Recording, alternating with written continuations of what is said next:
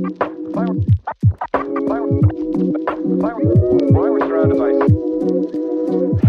first pick in the 2024 NFL Draft.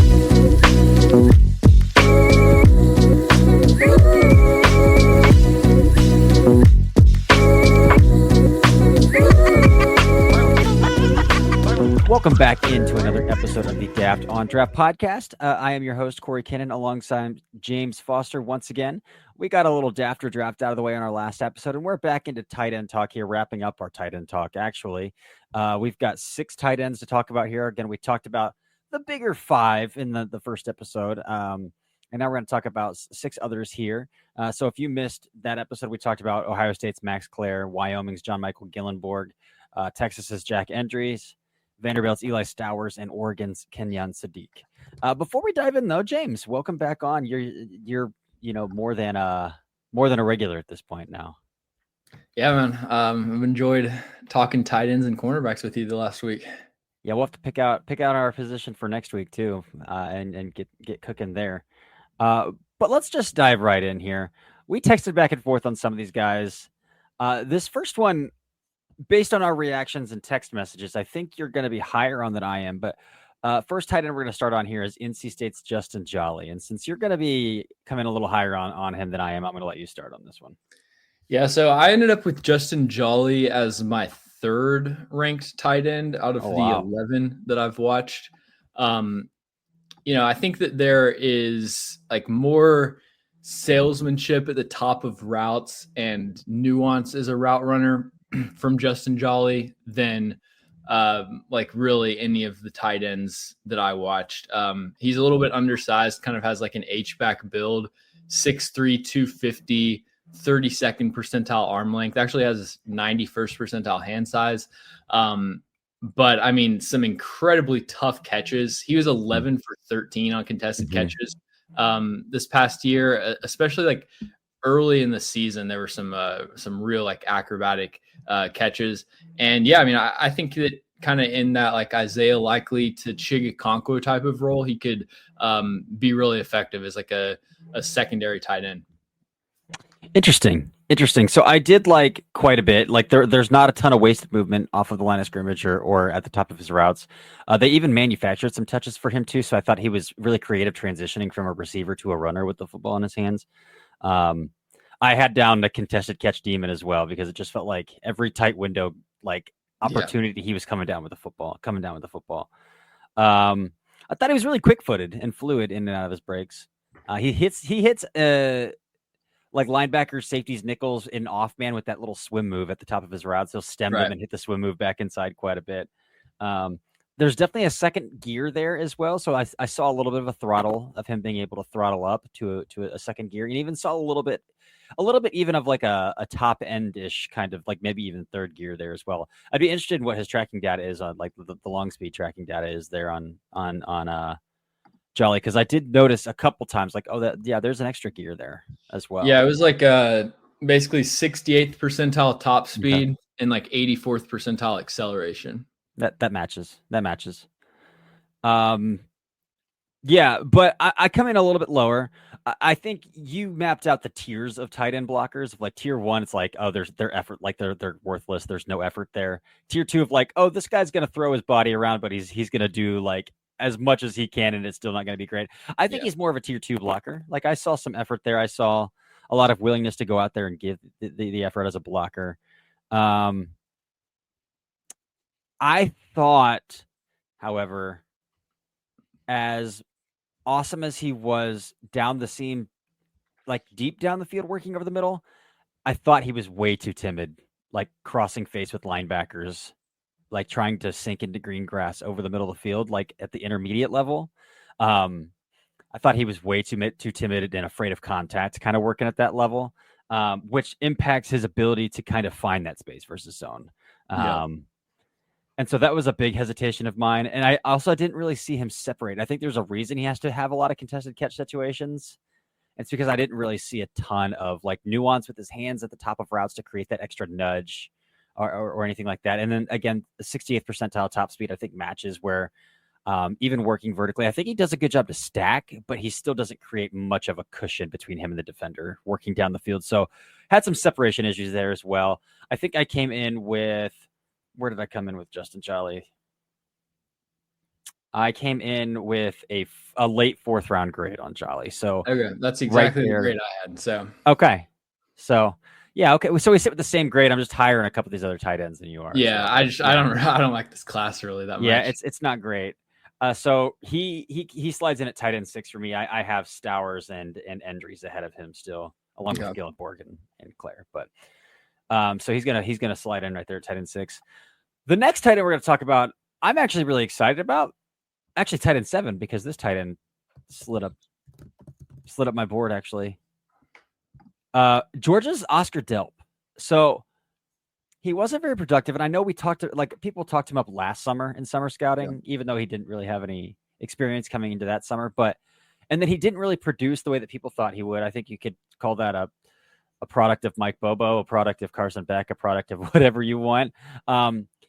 The sticky situation is it's not going to get much better this year because they do have the same offensive coordinator. And what we saw from Gunnar Stockton wasn't promising at the end of the season last year. So the production still might be the same. But when looking at the traits of Oscar Delp, man, I came away way more impressed than I thought I was going to with Oscar Delp. And I know he doesn't have a very high NFS grade, like a UDFA NFS grade.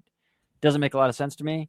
I put a 3rd round grade on Oscar Delp. The NFS grade seemed even weirder to me than the Blesto grades. A little bit. Yeah, they're all over the map. So what I didn't quite like about Oscar Delp is a lack of play strength through contact. He can't really bang with the big boys as a blocker, and it also showed up at the catch point, like contact through the catch point. I didn't think he was overly stellar at working through contact or traffic to haul the ball in. And then I think his body tempo, like his route tempo, is a little out of control. So I think he accelerates really, really well. Yeah. Like he gets to top end speed really well, and I'm pretty impressed by his top end speed.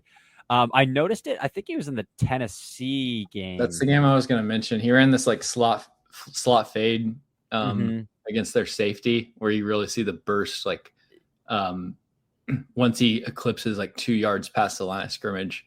Yeah, I think it was the Tennessee game where he caught that post in the back of the end zone. I think it might have been a second touchdown in that game. Because the first one was in traffic. It was really impressive on a post. The second one, I think, was more of a, like he was more open on that second one, but like he almost carried himself out of the back of the end zone and like had to like, oh shit, I got to get my foot down. So like I think he could have a little more body control, a little more throttle control, working through his routes. But outside of that, again, that vertical burst, that vertical juice, I think he's a pretty sudden mover. I saw some refinement in his stems and like his suddenness through his stems as well to create some leverage. I saw subtle nudges with his hands at the top of routes to create little cushions of separation to give himself a little more of a cushion between himself and the defender. One drop all season long. Again, not a plethora of targets, but one drop all season long. Yeah, man. I think he's coached well as a blocker. Like you can see him really trying to get his hands inside and really trying to keep his feet moving, but like he's just not, the play strength's not there as a blocker, but you can see that he like is at least technique wise coached well. Outside of the like run blocking, I think he drops his eyes a lot, but yeah, as a weapon in the passing game, man, I came away really impressed with Oscar Delp's tools. I'm with you on Oscar Delp. The burst through his routes was really impressive. Burst off the line of scrimmage. And yeah, I mean, he was on my radar early in last year, and then I kind of just stopped paying attention to him because they never threw him the ball. But Georgia was just so hurting for like reliable targets last year. It felt like every time that Carson Beck actually did make a good decision last year, Arian Smith dropped it. So I don't know why they didn't feature him more in the passing game. But yeah, I had him tight end 5 ahead of Endries. The blocking was not very impressive. And then like another tight end in this class with sub 32-inch arms, which is a problem. I mean, out of the 11 tight ends we watched, the only player with verified arm length above 33 inches is Tanner Koziol at 33 3/4. So if you care about arm length, this is not the year for you. Yeah. But yeah, man, Oscar Delp is a nice weapon in the passing game. I like him. Yeah, he has like an H-back versatility to him as well. Mm-hmm. And so like to me, he screams like this is your typical tight end 2 that you can move around, that you can scheme open into space, that you can get the ball into his hands on like some nifty little screens. Like he doesn't have to do the dirty work of a tight end 1. Like that's the kind of role he screams. He slotted in as tight end 5 for me as well, just below Endries, just above Stowers. So slid right there between those two guys for me. We could talk a little bit about the other Georgia tight end, Lawson Lucky. Blesto graded out Delp higher. And then NFS didn't grade Lucky. Lucky and Delp are like, they almost look like carbon copies on tape. You really got to be careful about which one you're looking at. Because they're like pretty similar height, weight, and then they both have single digits and they're both white. So they look fairly similar on tape. But I thought that Lucky overall lacked a lot of the refinement that I saw from Delp.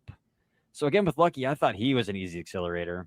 Another tight end move piece, like tight end 2 move piece potential. 0 drops on 36 targets. Another guy where like you could tell he was fighting his technique as a blocker, like fighting to have good technique, but again, not a strong blocker by any means. So a lot of the similarities of Delp, but again, I didn't see refinement in his stems. I didn't think he could get in and out of cuts as well as Delp. I thought he could get rerouted pretty easy at the top of his routes by contact, like of defenders and catch technique. I thought they could throw him off of his route quite a bit. 0% in contested catch situations as well. So similar play strength issues at the catch point that I had with Delp as well. But overall, I think they're pretty similar players, but you can tell Delp is a year older, if that makes sense. And so maybe Lucky comes out with and shows that similar improvement that Delp has. But right now, I think that they're pretty similar athletes, pretty similar builds, pretty similar players. Delp just has a lot more. I think Delp has more burst and Delp has more refinement as well between those two Georgia guys. Yeah, I didn't watch Lawson Lucky. He was the one guy that I didn't watch. All right. That's going to take us to SMU, to RJ Maryland. Dude, I don't know how you feel about RJ Maryland, but he comes in at 6'3" and 228 pounds, and I feel like he moved like he was 6'7" and 250, like 260. Like, I thought he was way too lumbering of an athlete for how small that he is at the position. And I can't get on board with that. So, I mean, I thought like what I try to do is I try to watch these guys and not look at their height, weight, tracking data or anything before I like try to do that after I watch to basically like check my work. I watched RJ Maryland and I was like, okay, like, 250-pound H-back. He's, pretty decent athlete. And then I saw 225 pounds. I was like, whoa, he is nowhere near. There's nowhere near enough juice to like justify that. I mean, there was like, he only played 7 games and 2 of them were against Nevada and Houston Christian. So there's not a ton to evaluate. I thought like the Louisville game was really good, but I had him as my second lowest graded tight end in this class, ahead of a guy that we'll talk about later probably. Unless he like gets bigger, I don't really see any upside here. Yeah, I don't see much upside either. I have him as my third lowest graded tight end, but like the same grade as another guy we're about to talk out here that I accidentally skipped over in our list here. So we'll work back there. But yeah, RJ Maryland, I thought the top end speed was legit, but I thought the acceleration was awful. Like once he hit top end, I was like, okay, I see it. I see the top end speed, but you hit it on the head from the tracking at least, because it's 84th percentile speed, 51st percentile acceleration, which like at 224 pounds is, size adjusted. That's awful. Yeah, not great. And then I thought he did have really good hands and great concentration through contact. When we started writing our thoughts down on paper, it opened up endless possibilities. Ideas could grow beyond the borders of the mind, and it changed the world. Somewhere along the way, we lost touch with paper, distracted by devices made for every purpose except for thinking and focus. On edge, waiting for the next notification. But what if new technology didn't pull us away from paper, but brought us closer to it? Listen.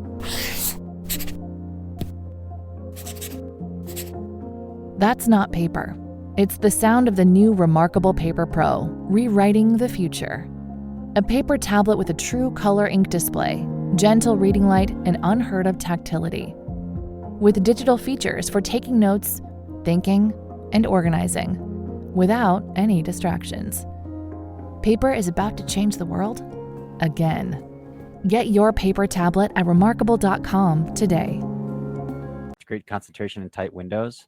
I did see that from him as well, but like that's about where it went for me. Again, going back to your tiered system of blockers, I thought he was a tier 1 blocker. Just like an awful blocker. And then like, again, for a guy who's 6'3", 227, that dude is so choppy coming out of his breaks. Like the change of direction, he has to throttle all the way down to throttle down. Like there's no suddenness coming in and out of those breaks.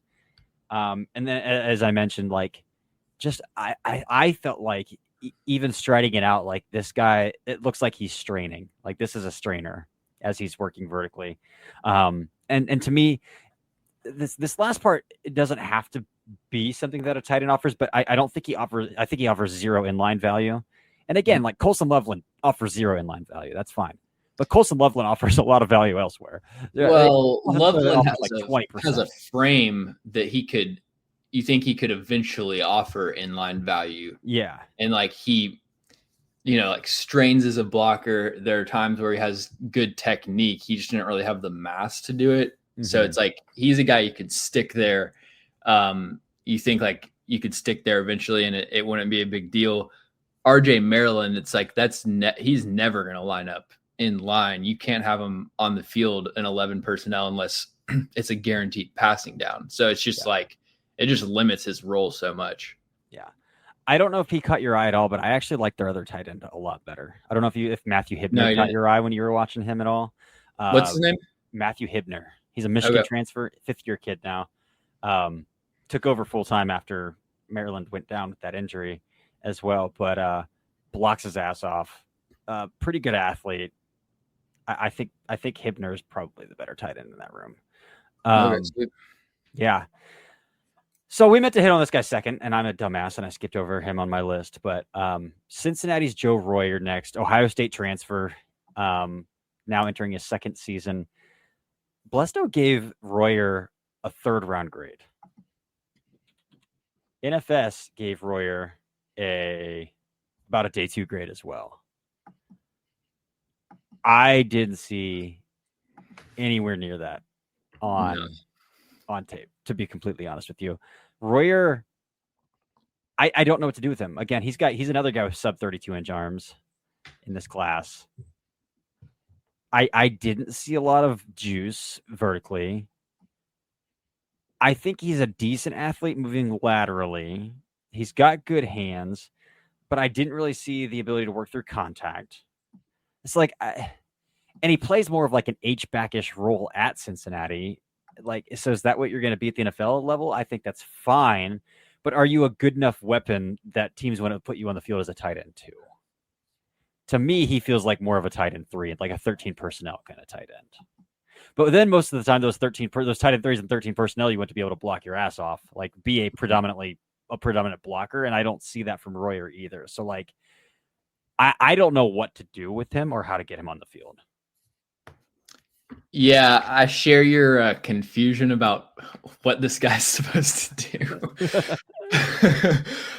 Because, so, I mean, he was the first person I watched because I knew he was like the one guy in this class that was above 250 pounds. So I was like, okay, maybe we got some inline potential here, but he's stubby, doesn't have the length. I mean, the length shows up as a receiver over the middle, but also like trying to connect to blocks. And like, they didn't even use him as an inline role. He was basically lead blocking every play and like whiffed on a lot of blocks, didn't sustain well.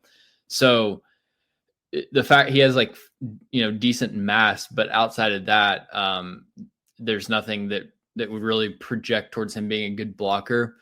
I thought he had really good hand usage at the top of the route. And then really reliable hands, just a 3.8% drop rate. But I thought speed and burst were below average.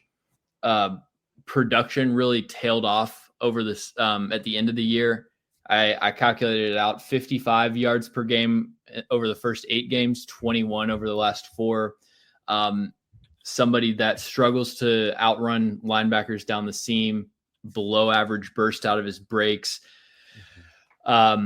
Pretty narrow catch radius and not very creative after the catch. So yeah, like you said, tight end 3 at best to me, but I had an early 7th round grade on him. So probably if we're thinking of this guy as a 3rd round pick, he's just not somebody I would be really in his draft range to pick.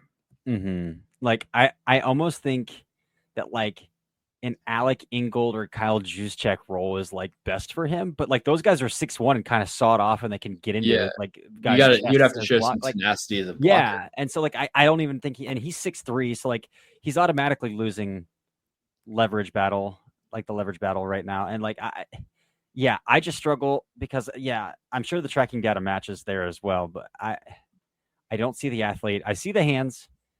And so maybe that can get you on the field as a tight end too for teams that run a lot of mesh, and you just want a guy who can sit in the middle of the field, that 3rd read on mesh, and be reliable when you have to get it to him, like have to get there.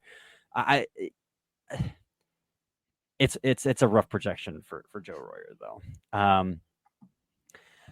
Moving on to the last tight end here, and this is the guy who graded out as the lowest graded tight end for me.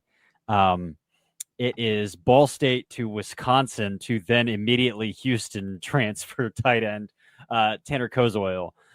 So yes, he transferred to Wisconsin in the winter portal, re-entered in the spring portal, and then wound up at Houston. So that's how his journey has gone. But he is listed at 6'7". I don't know if he is. Oh yeah, he is here.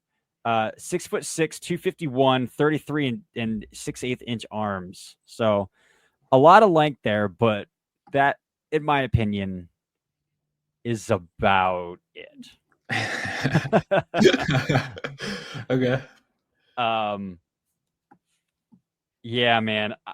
Another guy that I think is stiff as a board. So like when you were talking about getting in and out of breaks, he's got to throttle all the way back down to 0. Yeah. And it takes, 4 or 5 steps to get to 0 to get in and out of breaks.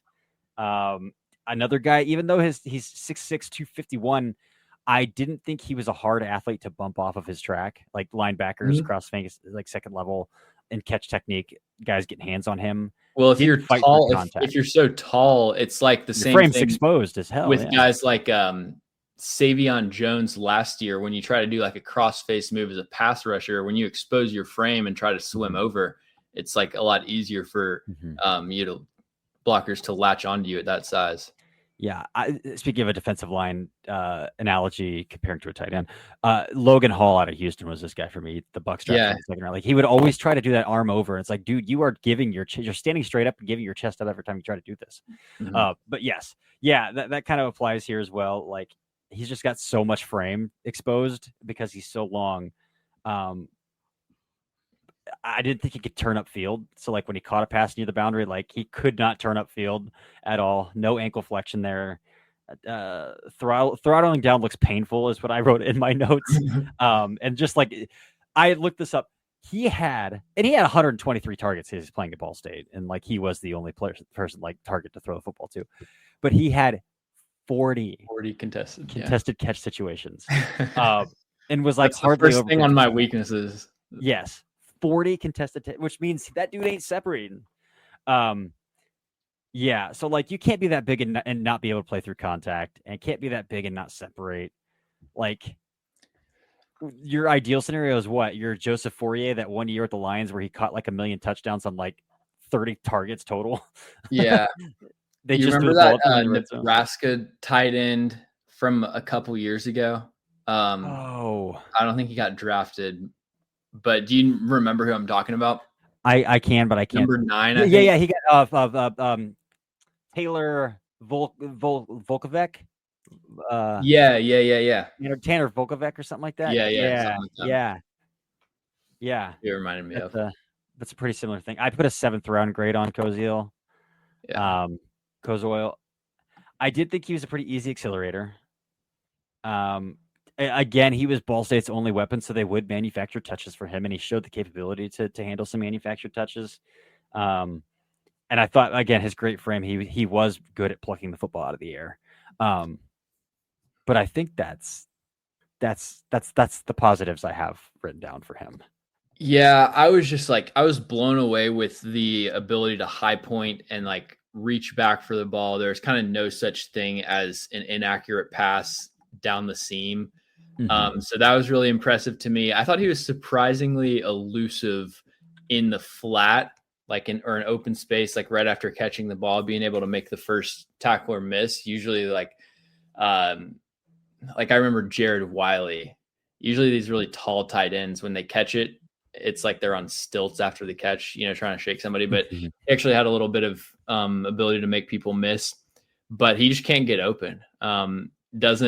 Height makes it really difficult to win leverage at the point of attack as a blocker. Also, I thought he was an efficient route runner for his size and like kind of crisp, but it's just like there's no burst out of the brakes. Like you said, he's got to gear down all the way to 0 at the top of the route. So I had a late 5th on him. Okay. I was a little bit higher on him. Like I prefer him to Stowers, definitely to interesting RJ Maryland and Joe Royer. I'm not a big Stowers fan. I believe in the athlete there. Okay. And knowing that he's a converted quarterback, like he's only been playing tight end for 2 years. Like I think I can 3 years. I can get there a little bit with Stowers. But yeah, I ended up with Koziel at tight end 7. So okay. Lukewarm on him. Yeah. So now that we have talked through 11 of these guys, well, I guess you got 10 because Lost and Lucky didn't get. Do you want to go through and rank these guys? Yeah. Do our rankings? Okay, you go first. All right. And number 1, I've got Max Clare out of Ohio State. Number 2, I've got John Michael Gillenborg out of Wyoming. Number 3, I've got Justin Jolly out of NC State. Number 4, I've got Kenyon Sadiq out of Oregon. Number 5, Oscar Delp out of Georgia. Number 6, Jack Endries out of Texas. 7, Tanner Koziel out of Houston. 8, Eli Stowers, Vanderbilt. 9, RJ Maryland, SMU. 10, Joe Royer, Cincinnati. And then 11, Jack Velling, Michigan State. Oh, you threw Jack Velling in there. Okay. Yeah, I've got 1, Max Clare, Ohio State. 2, John Michael Gillenborg, Wyoming. 3, Kenyon Sadiq, Oregon. 4, Jack Endries, Texas. 5, Oscar Delp, Georgia. 6, Eli Stowers, Vanderbilt. 7, Justin Jolly, NC State. Oh, man, I lost it. 8, Lost and Lucky, Georgia. 9, RJ Maryland, SMU. 10, Joe Royer, Cincinnati. 11, Tanner Koziel. Yeah. You hate him. Yeah, I saw Dane Brewer was saying on Twitter that Kenyon Sadiq is his tight end 1, like by a clear margin.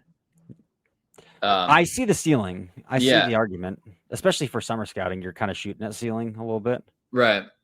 Yeah, he's like. I think Dane's really a guy that's like, if you can't block, then I don't really want to talk about you that much too. So that makes a lot of sense in this class in particular.